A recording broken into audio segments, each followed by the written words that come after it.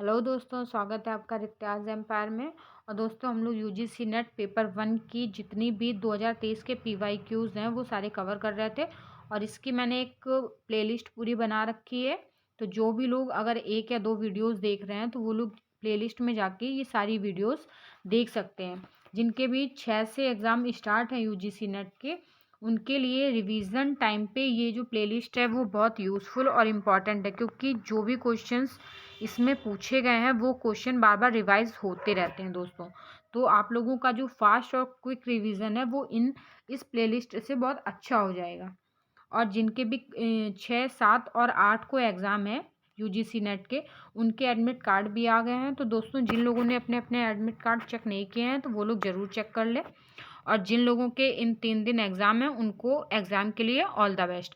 चलिए दोस्तों अपनी क्लास स्टार्ट करते हैं। सबसे पहले हम लोग डीआई सॉल्व करते हैं दोस्तों। निम्नलिखित निम्नलिखित तालिका उन पुरुष और महिला पुरुषों को एम से दर्शाया गया है और महिला को एफ से एथलीट्स के वितरण को दर्शाती है जिन्होंने विभिन्न 5 देशों ए से एफ से वर्ष 2016 से 2021 तक एक वार्षिक खेल आयोजन में भाग लिया है। तालिका के आंकड़ों के आधार पर प्रश्न का उत्तर दीजिए। एथलीट का वर्षवार देशवार वितरण है। तो दोस्तों आप लोग ये सारणी देख सकते हैं। एक तरफ वर्ष दिए गए हैं 2016, 17, 18, 19, 20, 21। और उसके बाद जो एथलीट्स हैं उनको ए बी सी डी ई में मेल और फीमेल में बांटा गया है दोस्तों। और इसी सारणी से हमारे 5 क्वेश्चन पूछे गए हैं जो कि हमारे इसी सारणी से सॉल्व हो जाएंगे। पहला क्वेश्चन है देश सी से। तो सबसे पहले हम लोग सी पे जाएंगे। देश सी से पुरुष और महिला एथलीट्स की संख्या के बीच का अंतर में द्वितीय सर्वाधिक था। तो इसमें पूछा जा रहा है दोस्तों कि जो सी है इसमें महिला और पुरुषों में किस सन में जो उनके बीच का अंतर है उनकी संख्या के बीच का में द्वितीय सर्वाधिक किस में है। तो दोस्तों इसमें क्या करना है, हमें सबके बीच का अंतर निकालना है। सिर्फ सी में जो मेल और फीमेल है इनके बीच का अंतर निकाल लेंगे। तो सबसे ज़्यादा जिसमें होगा वो हमसे नहीं पूछा गया है, लेकिन जो सबसे कम हो जो उसके सेकंड नंबर पे होगा वो पूछा गया। तो सबसे ज़्यादा अंतर दोस्तों 2021 में आ रहा है 195, लेकिन उस सेकंड नंबर पे पूछा जा रहा है, जैसे क्वेश्चन में देख सकते हैं द्वितीय सर्वाधिक था। तो द्वितीय नंबर पे 2017 में 180 का अंतर आ रहा है महिला और पुरुष एथलीट्स के बीच में। तो हमारा सही आंसर होगा 2017। चलिए हम लोग अगला क्वेश्चन देख लेते हैं दोस्तों। देश बी की ओर से सभी वर्षों में भाग लेने वाली महिला एथलीट्स की औसत संख्या। तो दोस्तों इसमें कुछ नहीं, सिर्फ औसत पूछा गया है 2020 के सभी वर्षों में भाग लेने वाली महिलाओं का। तो सभी लोगों को इसका औसत निकालना है दोस्तों। अगला क्वेश्चन है देश सी से भाग लेने वाले पुरुष एथलीट्स की संख्या में गिरावट का लगभग प्रतिशत वर्ष 2018 में पूर्ववर्ती वर्ष की तुलना में था। तो दोस्तों इसमें जो देश सी है, देश सी का में भाग लेने वाले पुरुष एथलीट की जो संख्या है उसकी गिरावट का लगभग प्रतिशत वर्ष 2018 में पूर्ववर्ती वर्ष की तुलना में बताना है। पूर्ववर्ती मतलब कि दोस्तों इसके जो पहले का वर्ष है उससे तुलना करते हुए हमें उसका प्रतिशत निकालना है। अगला क्वेश्चन दोस्तों, अगला क्वेश्चन है 2000 देश ई में वर्ष 2020 में भाग लेने वाली महिला एथलीट्स की संख्या वर्ष 2019 में देश बी से भाग लेने वाले एथलीट की कुल संख्या की प्रतिशत कितना है। तो इसमें 2020 के ई से भाग लेने वाली महिला और 2019 में देश बी है जो उसमें भाग लेने वाली जो महिला एथलीट्स हैं उनकी संख्या से प्रतिशत निकाल के बताना है दोस्तों हमें। चलिए अगला क्वेश्चन है हमारा इसी से। इस आयोजन में वर्ष 2017 में भाग लेने वाले एथलीट्स की कुल संख्या देश की ओर से द्वितीय सर्वाधिक थी। दोस्तों हमें क्वेश्चन जो मैथ और रीजनिंग के क्वेश्चन हैं उनको बहुत ही ध्यान से पढ़ना है, क्योंकि कई बार जो एक छोटे वर्ड होते हैं जो पूरे क्वेश्चन को चेंज कर देते हैं वो हम लोग ध्यान से नहीं पढ़ पाते। जैसे कि हम लोगों को लगता है कई बार सर्वाधिक पढ़ के हमें लगता है सबसे ज़्यादा संख्या पूछी गई, लेकिन इसमें द्वितीय सर्वाधिक, हमें दोनों क्वेश्चन में द्वितीय सर्वाधिक पूछा गया। तो इस चीज़ का भी ध्यान रखना है। तो इसमें पूछा गया है 2017 में भाग लेने वाले एथलीट्स की कुल संख्या किस देश में द्वितीय सर्वाधिक है। तो दोस्तों हमें जो टोटल इसमें संख्या पूछी गई 2017 के सारे देशों की संख्या निकाल के और उसमें द्वितीय कौन है सर्वाधिक वो बताना है बस। दोस्तों हमारी डीआई कंप्लीट हो गई है। हम लोग अपने क्वेश्चन से स्टार्ट करते हैं। किसी की स्मृति की गुणवत्ता को किसके आधार पर जांचा जा सकता है। तो दोस्तों इसका सही ऑप्शन ए होगा। किसी की स्मृति की गुणवत्ता को उसके प्रति धारण क्षमता के आधार पर जांचा जा सकता है। और धारण क्षमता से तात्पर्य सीखी गई जानकारी को मस्तिष्क के चेतन जगत में स्थापित करना है। जो जितनी तीव्रता से सीखी गई जानकारी को धारण कर लेता है वह अत्यधिक गुणवत्ता पूर्ण स्मृति का उदाहरण है।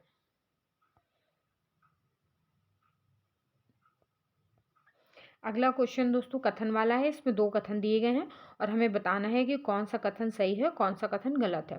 तो इसमें पहला कथन है पैडलेट शैक्षणिक संस्थानों में प्रश्नोत्तरियों बातचीत और सर्वेक्षण को तैयार करने हेतु प्रयोग में आने वाला गेम आधारित एक प्लेटफॉर्म है। और कथन दूसरा है सीसॉ एक ऐप आधारित प्लेटफॉर्म है जो विद्यार्थियों को टेक्स्ट पीडीएफ ड्राइंग और वीडियो इत्यादि पर एक साथ कार्य करने का अवसर प्रदत्त कराता है। तो दोस्तों इसका सही ऑप्शन होगा ऑप्शन डी। कथन पहला गलत है लेकिन कथन दूसरा जो है वो सही है। दोस्तों तो जो गलत है वो हम लोग व्याख्या में देख लेते हैं कि वो सही कौन सा है। तो कथन पहले में क्या बताया गया, पैडलेट एक ऐसा प्लेटफॉर्म है जिसमें आप एक या कई दीवारें बना सकते हैं जो उन सभी पोस्ट को रखने में सक्षम है जिन्हें आप साझा करना चाहते हैं। चलिए दोस्तों अगला क्वेश्चन देख लेते हैं हम लोग। और दोस्तों हम लोग ये रिवीजन कर रहे हैं इसलिए हम लोग बहुत ज़्यादा व्याख्या करने की या बहुत ज़्यादा डिस्क्राइब करने की कोशिश नहीं कर रहे हैं। बस क्वेश्चन को पढ़ के हम लोग उसकी व्याख्या को समझ के आगे बढ़ने की कोशिश कर रहे हैं ताकि कम टाइम में हमारा फास्ट रिवीजन और जल्दी रिवीजन हो जाए और जितने भी की पॉइंट्स हैं हमारे वो आपको देखते चलना है वो पढ़ते चलना है। अगला क्वेश्चन हमारा कथन पहला है वायगात्स्की ने बच्चों के अधिगम में वयस्कों और अधिक सक्षम या योग्य सहपाठियों की भूमिका पर बल दिया। और कथन दूसरा है समीपस्थ विकास का क्षेत्र या जोन वह क्षेत्र है जिसमें कोई बच्चा बिना किसी अन्य की सहायता से अकेले ही समस्या का समाधान करता है। तो दोस्तों इसका सही ऑप्शन देख लेते हैं। सी ऑप्शन दोस्तों इसका सही होगा। कथन पहला सही है लेकिन दूसरा कथन इसका गलत है। दोस्तों इसकी व्याख्या देख लेते हैं। दूसरा कथन समीपस्थ विकास का क्षेत्र या जोन वह क्षेत्र है जिसमें एक बच्चा केवल अधिक कुशल वयस्क या सहकर्मी की सहायता से समस्या का समाधान करता है। चलिए अगला क्वेश्चन। डेविड और जॉनसन के अनुसार सहकारी अधिगम समूह के निम्नलिखित में से कौन प्रमुख तत्व हैं। तो इसका ए दिया गया है स्वयं अवधारणा, बी दिया गया है वैयक्तिक जवाबदेही, सी है कौशल विकास, डी है सकारात्मक परस्पर निर्भरता, ई है प्रोत्साहक संवाद। तो दोस्तों इसका सही ऑप्शन सी होगा बी डी ई। दोस्तों मेरा भी हिस्ट्री सब्जेक्ट से है और मेरा पेपर भी 6 तारीख को है। तो मेरा जो भी एक्सपीरियंस रहेगा मैं आप लोगों के साथ शेयर करूँगी। तो आप लोग वीडियो में बने रहें और मेरी जो आने वाली वीडियोज़ हैं वो भी देखते रहें। और इसका हम लोग व्याख्या देख लेते हैं। डेविड जॉनसन और रोजर जॉनसन 1999 के अनुसार सहकारी अधिगम के 5 प्रमुख तत्व हैं। और ये पहला क्या है प्रोत्साहक संवाद, फिर है व्यक्तिगत जवाबदेही, सकारात्मक परस्पर निर्भरता, समूह प्रसंस्करण, पारस्परिक और सामाजिक कौशल। अगला क्वेश्चन है दोस्तों कोहल वर्ग के नैतिक विकास के परंपरागत स्तर संबंधी सिद्धांत के अनुसार निम्नलिखित कौन से चरण सम्मिलित होते हैं। ए है आज्ञाकारिता अभिविन्यास, बी है अच्छा होने या संबंध अभिविन्यास, सी है सामाजिक संविदा अभिविन्यास और डी है विधि या नियम और आदेश अभिविन्यास, ई है सार्वत्रिक नैतिक सिद्धांत संबंधी अभिविन्यास। तो इसका सी ऑप्शन दोस्तों सही है बी और डी। कोहल वर्ग के नैतिक विकास के परंपरागत स्तर संबंधी सिद्धांत के अनुसार चरण 3 और चरण 4 सम्मिलित होते हैं। चरण तीसरा है अच्छा होने संबंध विन्यास और चरण 4 है विधि नियम और आदेश अभिविन्यास। कोहल वर्ग ने नैतिक विकास का एक व्यवस्थित अध्ययन किया जिसे 3 स्तरों व अवस्थाओं और 6 चरणों में वर्गीकृत किया गया है। अगला क्वेश्चन है, किसी अध्ययन में अनुसंधानकर्ताओं की निपुणता से और असावधानीवश प्रतिभागियों के व्यवहार पर प्रभाव डालने की प्रवृत्ति, जिससे स्वतंत्र चर का वास्तविक प्रभाव कम हो जाता है, कहलाता है। तो दोस्तों इसका सही ऑप्शन बी होगा, प्रयोगकर्ता का पूर्वाग्रह प्रभाव, एक्सपेरिमेंटल बायस इफेक्ट, इफेक्ट। इसकी व्याख्या देख लेते हैं। किसी अध्ययन में अनुसंधानकर्ताओं की निपुणता से और असावधानीवश प्रतिभागियों के व्यवहार पर प्रभाव डालने की प्रवृत्ति, जिससे स्वतंत्र चर का वास्तविक प्रभाव कम हो जाता है, प्रयोगकर्ता का पूर्वाग्रह प्रभाव, एक्सपेरिमेंटल बायस इफेक्ट कहलाता है। दोस्तों अगला क्वेश्चन हमारा, एपीए शैली में लिखे गए किसी शोध पत्र के निम्नलिखित संघटकों को सही क्रम में व्यवस्थित करना है। ए है चित्र या फिगर, बी है प्रविधियां, सी है भूमिका, डी है सारणियां, ई है परिणाम। तो दोस्तों इसका सही ऑप्शन देख लेते हैं। इसका बी ऑप्शन दोस्तों सही है, C B E D A. दोस्तों इसकी व्याख्या देख लेते हैं। एपीए शैली में लिखे गए शोध पत्र का सही क्रम है, पहले भूमिका, फिर प्रविधियां, फिर है परिणाम, फिर सारणियां और लास्ट में चित्र या फिगर। अगला क्वेश्चन है, किसी माप में अलग अलग समय लोक समूह मापन के प्रकार जिस सीमा तक एक ही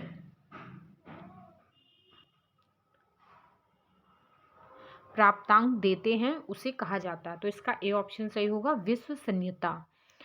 अगला क्वेश्चन है दोस्तों कथन वाला, इसमें पहला और दूसरा कथन हमें बताना कौन सा सही है कौन सा गलत है।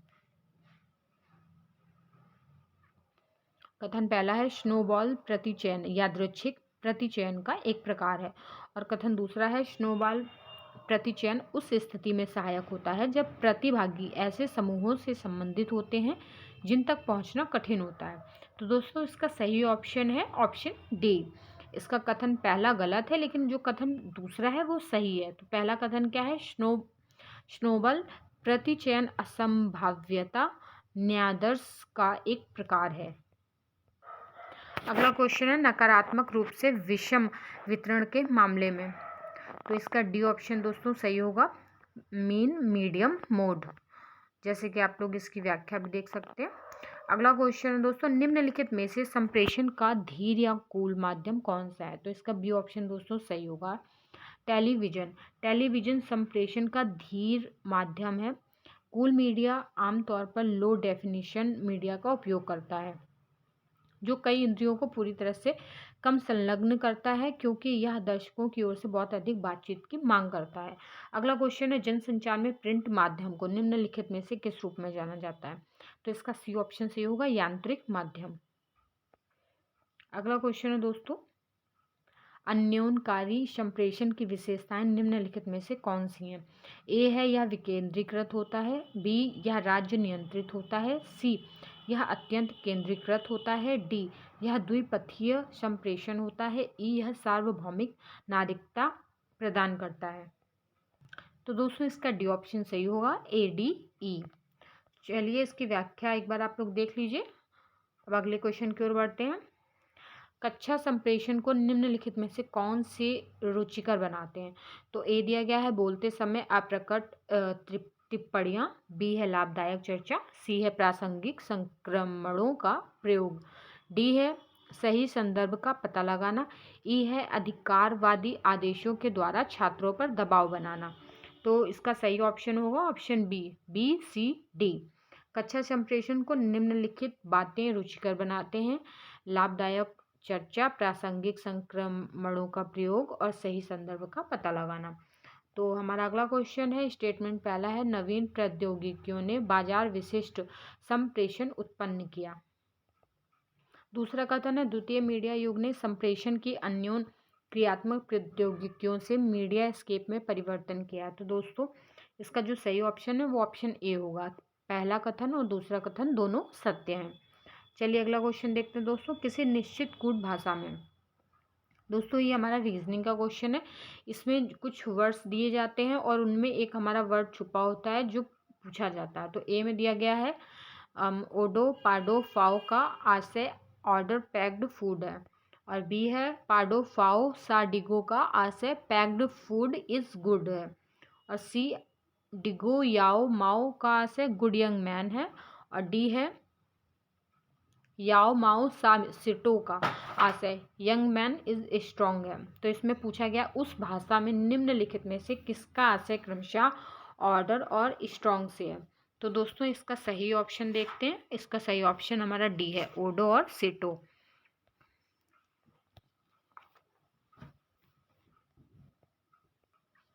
अगला क्वेश्चन है दोस्तों हमारा, वर्ष 2000 में आयोजित एक प्रतियोगी परीक्षा में कुल 6 लाख विद्यार्थी सम्मिलित हुए तथा 40% विद्यार्थियों ने परीक्षा उत्तीर्ण या पास की। कुल विद्यार्थियों का 40% महिलाएं थीं और बाकी पुरुष थे। तो पुरुषों के पास होने का प्रतिशत 50% था, तो महिलाओं के पास होने का प्रतिशत ज्ञात कीजिए। दोस्तों क्वेश्चन बहुत सिंपल है, बस देखने में थोड़ा बड़ा लग रहा है। अगर इसको आप लोग बहुत ही सावधानी पूर्वक अच्छे से पढ़ेंगे समझेंगे तो क्वेश्चन की एक एक लाइन फॉलो करते हुए हमारा क्वेश्चन अच्छे से सॉल्व हो जाएगा। जैसे कि क्या बोल रहा है क्वेश्चन, वर्ष 2000 में आयोजित एक प्रतियोगी परीक्षा में 6 लाख विद्यार्थी सम्मिलित हुए। टोटल कितनी थी? 6 लाख। उसमें से 40% विद्यार्थियों ने परीक्षा उत्तीर्ण पास कर ली, तो मतलब 60% फेल हो गए दोस्तों। तो 40% पास हो गए और 60% फेल हो गया सीधे सीधे। तो कुल विद्यार्थियों का 40% महिलाएं थी और बाकी पुरुष थे। तो पुरुषों के पास होने का प्रतिशत 50% है, तो महिलाओं के पास होने का प्रतिशत कितना होगा? तो दोस्तों जैसे कि आप लोग इसकी व्याख्या भी देख लीजिए। इसमें सबसे पहले 40% जो हमारे पास हुए हैं उनकी संख्या कितनी आएगी? 24, 2,40,000। उसके बाद पुरुष छात्रों की टोटल संख्या कितनी दी गई है हमारे पास? 3,60,000। और पुरुषों के पास होने का प्रतिशत कितना है दोस्तों? 50%। तो अगर इसका सीधे सीधे हम 50% निकाल लेते हैं तो हमारा 1,80,000 जो है वो विद्यार्थियों की संख्या निकलती है। इसके बाद इस प्रकार जो महिला विद्यार्थी जो परीक्षा में पास हुई हैं उनकी संख्या कैसे निकल आएगी? 24,000 में जब हम 2,40,000 में जब हम 1,80,000 को माइनस करेंगे तो टोटल हमारा 60,000 जो निकल के आएगा वो हमारी महिलाओं का की संख्या है पास होने की। लेकिन इनका हमको प्रतिशत कितने में निकालना है? वो जो 40% पास हुए हैं उसमें से। तो 40% हमारा है 2,40,000 में हम लोग 60,000 का जब प्रतिशत निकालेंगे तो हमारा 25% आ जाएगा आंसर। अगला क्वेश्चन हमें श्रृंखला वाला दिया गया है रीजनिंग का। निम्नलिखित श्रृंखला में कौन सी संख्या और एक दूसरे से अगर हम लोग कंपेयर करके या जो ट्रिक्स हैं जो भी हम लोगों ने प्रैक्टिस जब करते हैं तो कई ट्रिक्स हम लोग सीखते हैं रीजनिंग में, तो कोई ना कोई ट्रिक्स इसमें लग जाती है। इनका कोई फॉर्मूला नहीं होता है, तो एक दूसरे से कंपेयर करके या हम लोग छोटी मोटी जो ट्रिक्स लगाते रहते हैं वो लगा के हम लोग इसके आंसर निकाल लेते हैं। जैसे कि आप लोग व्याख्या में देख सकते हैं इसमें कौन सी ट्रिक लगी है। अगला क्वेश्चन है हमारा, एक व्यवसायी 9 लाख में एक घर खरीदता है। वह घर को किराए पर दे देता है और प्रत्येक माह के किराए की 15% धनराशि मरम्मत के लिए अलग रखता है। किराए पर वार्षिक कर के रूप में 2106 अदा करने के पश्चात उसे अपने निवेश पर वार्षिक 10% की प्राप्ति होती है। घर का मासिक किराया ज्ञात कीजिए। तो दोस्तों बस इसमें जो बोल रहा है एक बार उसको अच्छे से समझ के पढ़ना है और उसको हमें फॉलो करना है।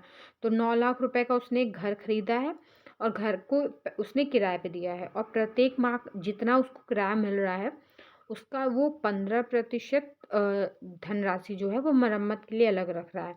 और किराए पर जो वार्षिक कर के रूप में वो 2,106 अदा करने के पश्चात उसे अपने निवेश पर वार्षिक 10% की प्राप्ति होती है। तो घर का मासिक किराया पूछा जा रहा है दोस्तों।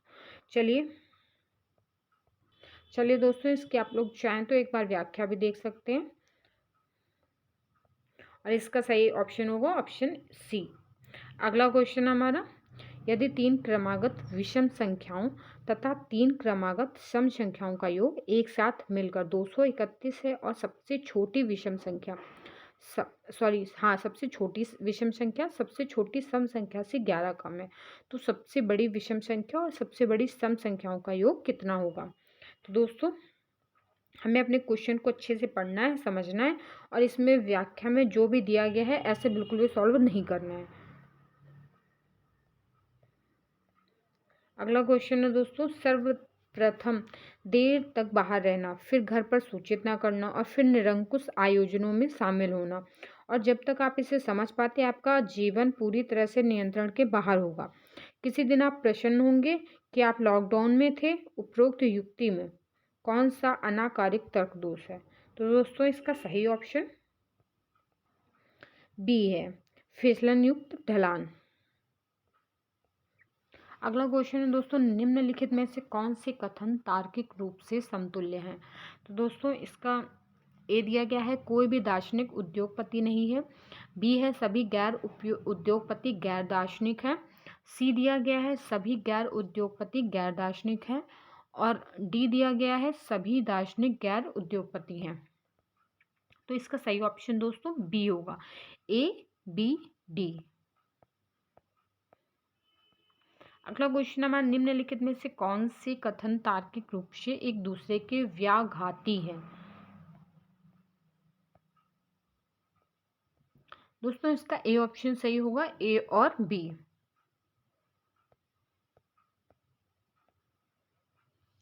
अगला क्वेश्चन है, यदि यह कथन कोई भी दार्शनिक उद्योगपति नहीं है सत्य के रूप में दिया गया है तो निम्नलिखित में से किस कथन के सही होने का तात्कालिक रूप से अनुमान किया जा सकता है? तो दोस्तों इसका ए दिया गया है, कोई भी दार्शनिक धनी व्यक्ति नहीं है।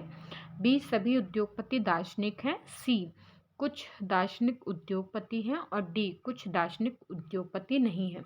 तो इसका डी ऑप्शन दोस्तों सही होगा। अगला क्वेश्चन दोस्तों, भारतीय शास्त्रीय न्याय मत के अनुसार निम्नलिखित युक्ति में कौन सा ज्ञान का साधन या प्रमाण प्रयुक्त है? विश्व एक प्रभाव है और इसलिए इसका सभी वस्तुओं की तरह एक कार्यक्षम कारक होना चाहिए, जैसे बर्तन, कपड़े आदि का होता है, और वह कार्यक्षम कारक ईश्वर है। तो इसका दोस्तों सही ऑप्शन बी होगा, अनुमान। भारतीय शास्त्रीय नियामत के अनुसार अनुमान ज्ञान का वह साधन है जो प्रमाण प्रयुक्त है कि विश्व एक प्रभाव है और इसलिए सभी वस्तुओं की तरह एक कार्यदक्ष होना चाहिए, और जैसे बर्तन, कपड़े आदि का होता है वह कार्यक्षम कारक ईश्वर है। अगला क्वेश्चन है, निम्नलिखित में से कौन सा परिवर्णी शब्द उनके पूरे रूप के साथ सही ढंग से सुमेलित नहीं है? तो इसका दोस्तों सही ऑप्शन सी होगा, जीपीएस, ग्लोबल पोजिशनिंग सेंसर। और इसका सही है जीपीएस का पूरा नाम global positioning system. Next question है दोस्तों, नीचे दिए गए पैराग्राफ को पूरा करने के लिए निम्नलिखित ए से ई पदों के सही क्रम की पहचान कीजिए जो यह व्याख्या करता है कि ट्रांसपोर्ट लेयर सिक्योरिटी प्रोटोकॉल को इंटरनेट पे प्रयुक्त करते हुए कैसे सुरक्षित तरीके से डेटा भेजे जाते हैं।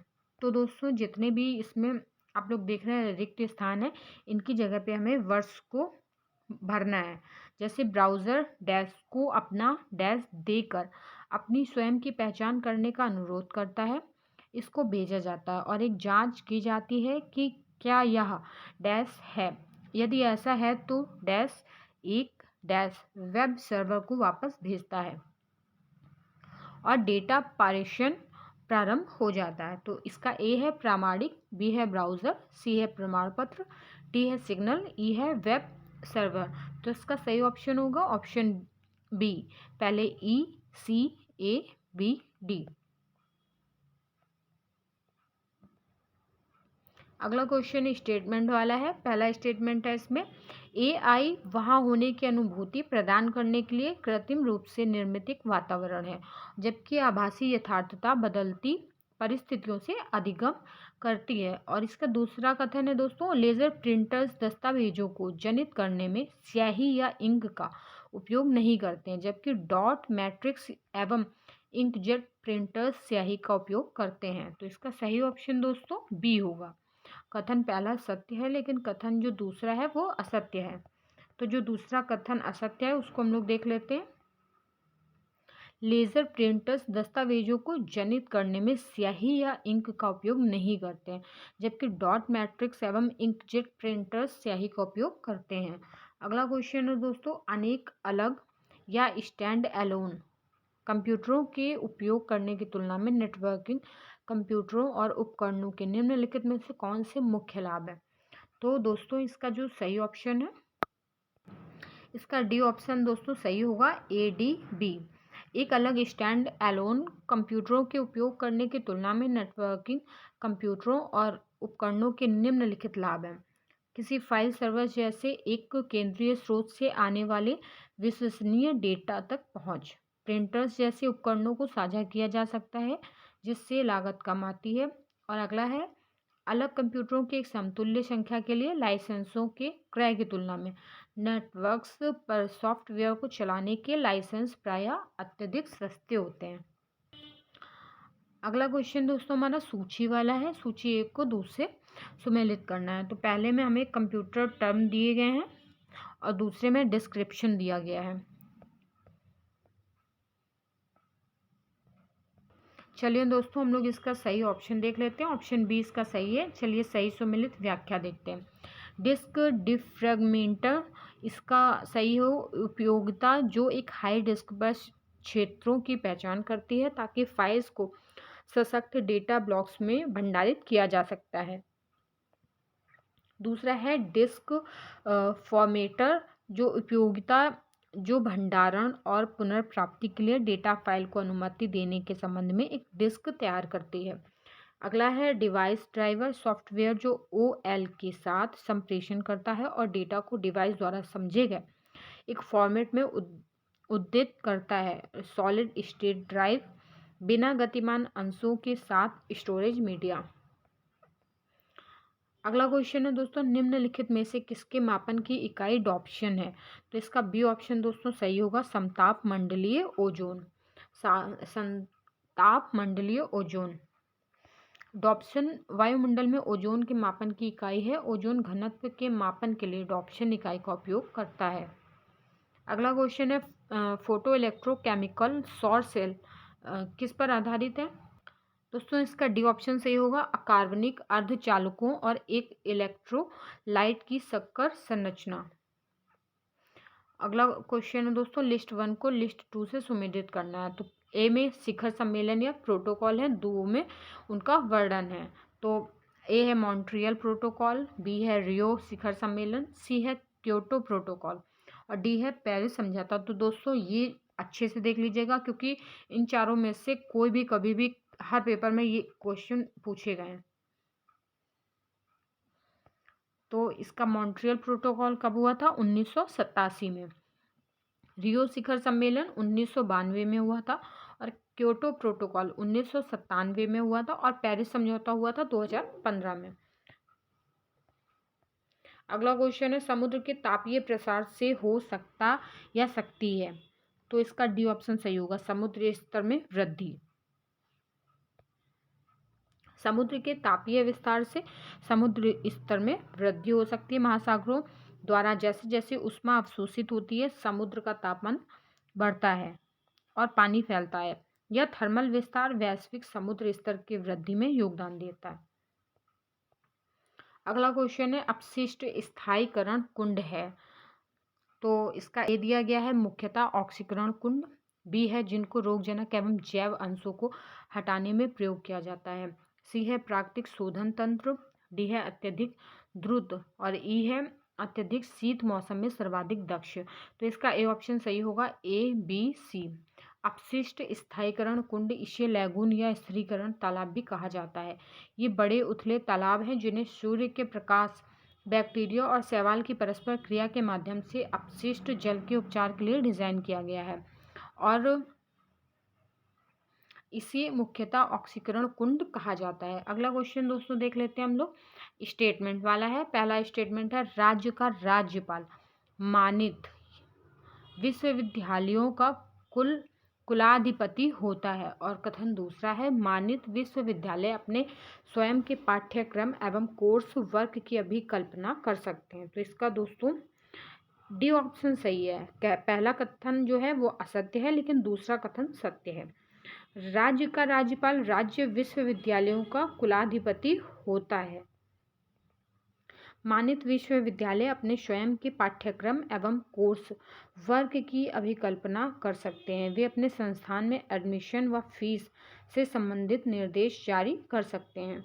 अगला क्वेश्चन है, दीक्षा का पूर्ण रूप क्या है? तो दोस्तों इसका सही ऑप्शन होगा A, digital infrastructure for knowledge sharing. अगला क्वेश्चन है दोस्तों, सेवारत शिक्षक प्रशिक्षण की गुणवत्ता के प्रमुख घटक निम्नलिखित में से कौन से हैं दोस्तों? तो इसका ए दिया गया है प्रशिक्षण सामग्री तैयार करना, बी है प्रशिक्षण आवश्यकताओं का मूल्यांकन करना, सी है उपयुक्त पाठ्यचर्या मॉड्यूल्स विकसित करना, और डी है प्रशिक्षण के प्रभाव एवं परिणाम का मूल्यांकन करना। तो दोस्तों इसका सही ऑप्शन होगा D, A B C D.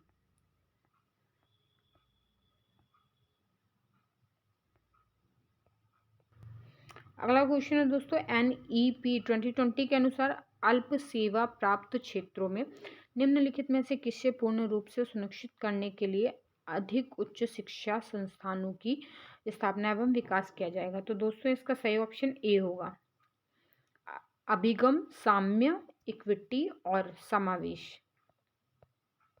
अगला क्वेश्चन दोस्तों, भारत सरकार द्वारा स्वतंत्रता के पश्चात भारत में गठित विश्वविद्यालय शिक्षा आयोग द्वारा चिकित्सा शिक्षा से संबंधित प्रतिपादित अनुशंसाएं निम्नलिखित में से कौन सी थी?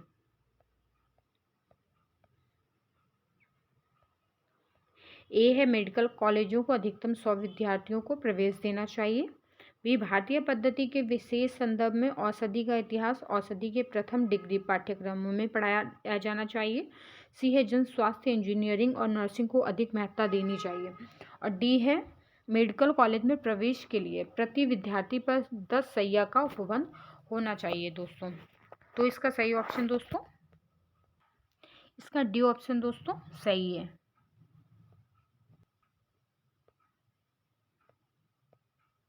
दोस्तों इसके बाद हमारे जो लास्ट के 5 क्वेश्चन बचते हैं वो हमारे पैसेज से आते हैं। हमें एक पैसेज दिया जाता है, जैसे कि आप लोग देख रहे हैं, ये पैसेज से 5 क्वेश्चन इसी पैसेज से आपको सॉल्व करने होते हैं। और दोस्तों ये पैसेज या क्वेश्चन रिपीट नहीं होते हैं कभी भी, लेकिन हाँ इसकी आप लोग प्रैक्टिस अच्छे से कर सकते हैं ताकि आप लोगों को समझ में आए कि किस टाइप के पैसेज से किस टाइप के क्वेश्चन बन जाते हैं। तो इसका पहला पैसेज से पहला क्वेश्चन है, गोखले के अनुसार राज्य को शिक्षा, मैं पैसेज पढ़ती नहीं हूँ दोस्तों क्योंकि उसमें काफ़ी टाइम चला जाता है, तो पैसेज मैं स्क्रीन पे शो कर देती हूँ ताकि आप लोग अच्छे से पढ़ लें और उससे क्वेश्चन खुद सॉल्व करने की भी कोशिश करें। मैं सिर्फ क्वेश्चन को पढ़ के उसके आंसर्स आपको बताती जाऊँगी। तो इस पैसेज का पहला क्वेश्चन है, गोखले के अनुसार राज्य को शिक्षा पर होने वाले कुल व्यय का कितना प्रतिशत वहन करना चाहिए? तो इसका सी ऑप्शन जो दोस्तों है वो सही होगा, 66%। अगला क्वेश्चन दोस्तों स्टेटमेंट में दिया गया है। इसका पहला स्टेटमेंट है, गोखले का यह मानना था कि भारत की जनता को उनकी दयनीय दशा से मुक्ति के लिए शिक्षा आवश्यक है। और दूसरा कथन है, प्राथमिक शिक्षा संबंधी विधेयक प्रस्तुत करने में गोखले को बहुत कम विरोध का सामना करना पड़ा था। तो दोस्तों इसका सही ऑप्शन देख लेते हैं। इसका सही ऑप्शन दोस्तों सी है, पहला कथन सही है लेकिन दूसरा कथन इसका गलत है। प्राथमिक शिक्षा संबंधी विधेयक प्रस्तुत करने में गोखले को अत्यधिक कटु विरोध और वैमनस्य का सामना करना पड़ा। अगला क्वेश्चन दोस्तों, इस गद्यांश में निम्नलिखित में से कौन से निष्कर्ष निकाले जा सकते हैं? तो ए है, वर्ष 1910 के पहले भारत में शिक्षा का विकास बहुत मंद था, बी गोखले के अनुसार सभी के लिए शिक्षा अनिवार्य करने की आवश्यकता थी, सी गोखले का मानना था कि सभी भारतीयों के लिए शिक्षा की प्राप्ति दूर का सपना था, और डी है गोखले ने सुझाव दिया कि शिक्षा के लिए अधिकांश व्यय स्थानीय निकायों द्वारा वहन किया जाना चाहिए। तो इसका दोस्तों सही ऑप्शन ए है, ए बी सी। दोस्तों अगला क्वेश्चन है, कथन पहला है, गोखले का मानना था कि गरीब लोगों को शिक्षा निःशुल्क की जानी चाहिए, और दूसरा कथन है, गोखले ने सुझाव दिया कि नमक पर 8 आने का अतिरिक्त कर लगाया जाना चाहिए। तो दोस्तों इसका ए जो ऑप्शन है वो सही है, कथन पहला और दूसरा दोनों सही है। अगला क्वेश्चन है दोस्तों, इसमें अभिकथन और कारण के रूप में दो कथन दिए गए हैं, हमें बताना है। अभिकथन है, गोखले गरीबों के लिए निःशुल्क शिक्षा के पक्ष में नहीं थे। और कारण इसका है, उन्होंने सुझाव दिया कि जिन विद्यार्थियों के परिवार की मासिक आय 25 रुपये अथवा इससे अधिक है उन्हें शिक्षा शुल्क का भुगतान करना चाहिए। तो दोस्तों इसका सही ऑप्शन डी है। ए सही नहीं है लेकिन आर सही है। गोखले गरीबों को निःशुल्क शिक्षा देने के पक्ष में थे और उन्होंने सुझाव दिया कि जिन विद्यार्थियों के परिवार की मासिक आय 25 रुपये अथवा इससे अधिक है सिर्फ उन्हें शिक्षा शुल्क का भुगतान करना चाहिए। दोस्तों जिनका भी एग्ज़ाम कल से स्टार्ट है या उनका आगे चल के एग्ज़ाम है, उन सभी को एग्ज़ाम के लिए ऑल द बेस्ट और सभी लोग अपना ख्याल रखें और अच्छे से एग्ज़ाम दें।